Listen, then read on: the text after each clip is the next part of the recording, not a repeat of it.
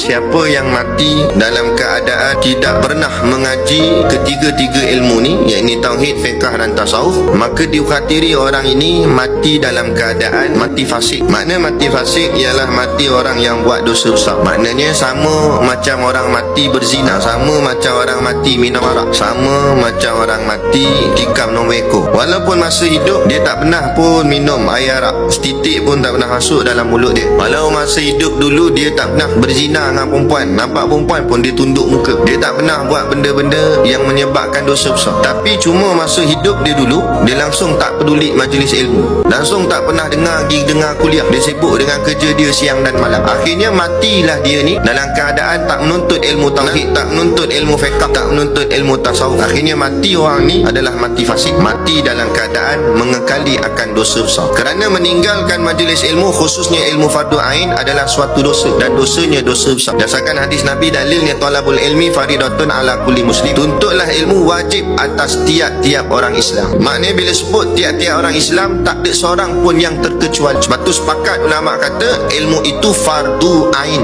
Kenapa fardu ain? Fardu tu makna wajib, ain tu maknanya individu. Makna wajib atas tiap-tiap individu, baik lelaki, baik perempuan, baik muda, baik tua, baik sihat, baik sakit. Tak kira siapa pun dia, wajib ke atas dia bila sudah dia bernama Islam.